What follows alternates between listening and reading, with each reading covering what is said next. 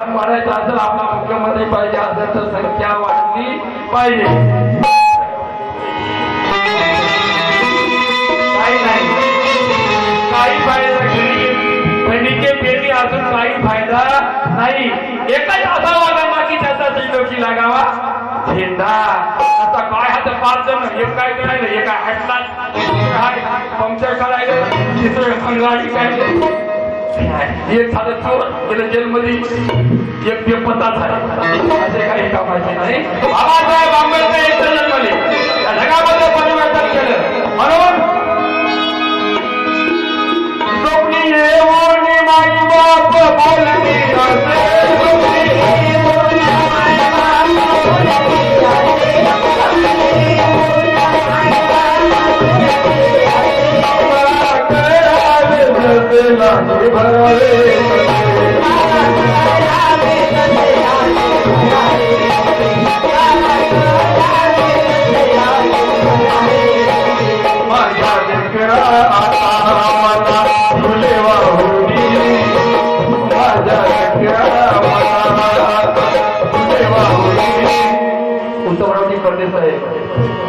खरोखर आज आपल्यातून निघून गेले परंतु किती रूपाने आजही ते जिवंत आहेत. परंतु काही फोटोग्राफ पाहायला गेलं तर ज्या वडिलांना ज्या मुलांनी राजेला फुलाच्या फुटला जर फुले वाहत असतील तर तो फोटो सुद्धा बोलत असेल मुलांना काय माझ्या लेकरा आता मला फुले वाहुनी, माझ्या लेकरा आता मला फुले वाहुनी, हर फोटो घालून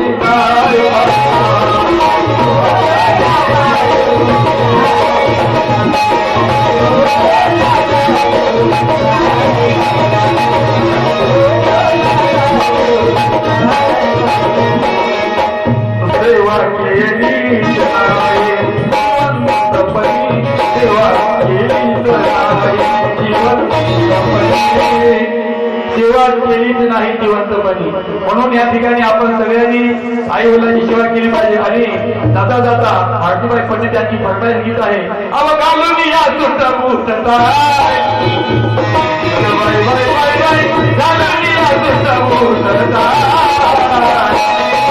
तर आमच्या बाई सुद्धा साहेबांना साहेबच म्हणायच्या.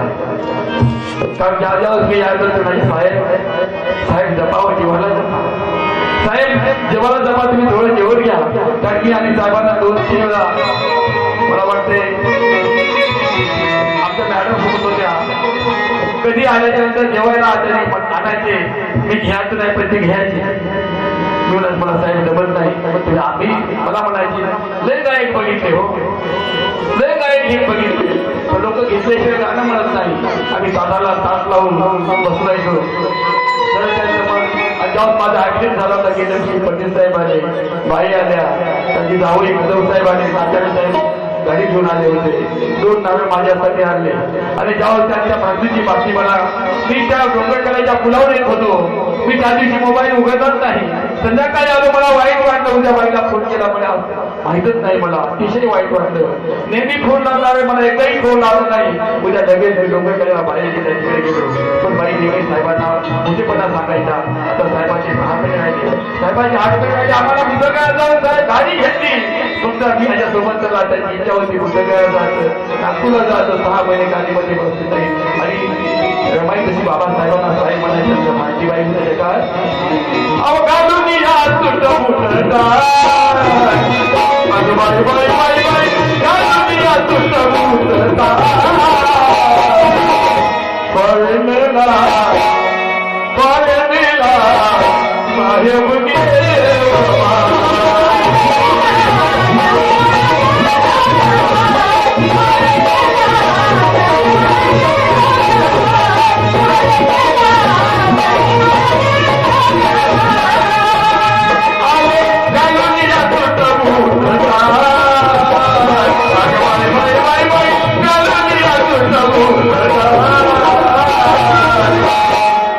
अनेक दवाखाने केले, अनेक गावामध्ये त्यांनी जे नाही ते आरोग्य गावची असेल डॉक्टरनी सांगितलं तसं त्यांनी केलं. परंतु विभागाचा नियम आहे सत्य आहे. आणि पंडित साहेब निघून गेले. पण रमाई सुद्धा बाबासाहेबांच्या प्रती म्हणायच्या साहेब माझे गेले, जाऊ द्या साहेब कसे गेले.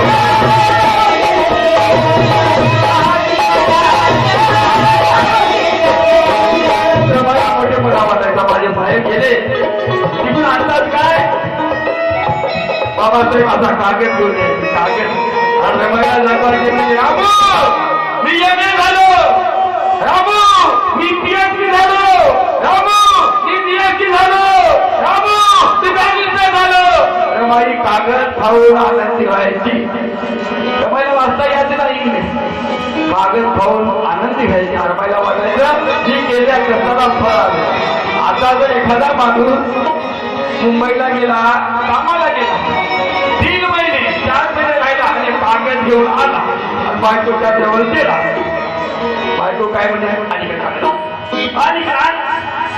माझी कागद घेईल तुझी मध्ये फेकून देईल काय का कागद तू अगर 3 महिने गेला तोंड वळे करून तिकडे आणि का लेक्चर मला करून काम करायले तू कागद आणला होय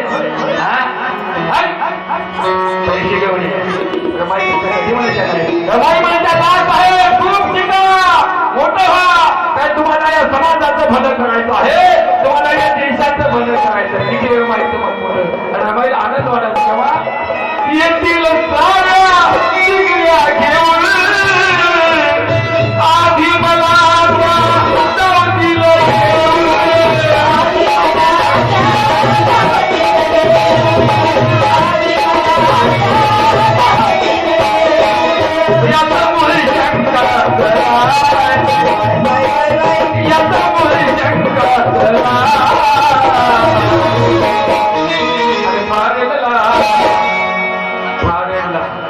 विमानाला बाबासाहेब जायचे आता विमान निघाले की नाही आता जर नवरा जर चालला गाडीमध्ये आणि बायकोला म्हणलं येतच बस बायको बसत आताच्या बाईला अवघड नाही मला सांगतो आता तर सगळ्या अवघड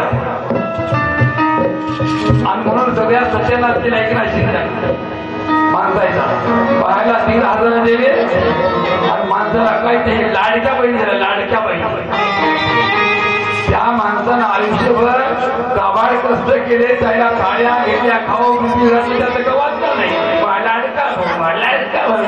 लाडक्या भावात दिले 1500 आणि तेलाचे भाव वाढवले साखरचे भाव वाढवले मोबाईलचे भाव वाढवले मिठाचे भाव वाढवले तुमची या हाताने घेतले ही हाताने म्हणून लाडक्या बहिणी म्हणून ध्यानात ठेवा तुमची निवड फसवणूक झाली तुम्हाला जे काही घडवलं असेल वाढवलं असेल तुमचे लाड कोणी पुरत असेल ते तुमचा पती म्हणून पतीच्या रोज पाया बडा बडा आता काही नाटकाला म्हणतात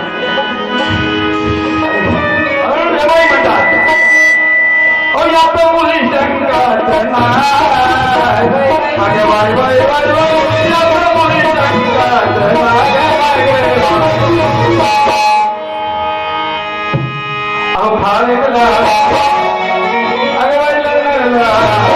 तरी माझे गेले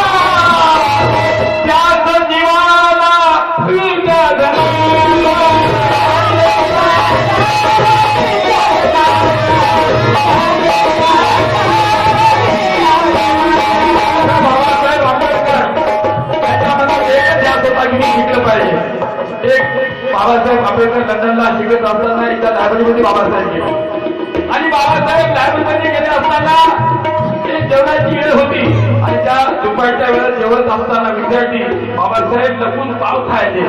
एकदा त्या लायब्ररीच्या सेवकांनी बाबासाहेबांकडे बघितलं आणि बाबासाहेबांना सांगितलं, आंबेडकर तुम्ही आता या लायब्ररीमध्ये येऊ शकत नाही, कारण तुम्ही या लायब्ररीमध्ये बसून पाव खाता.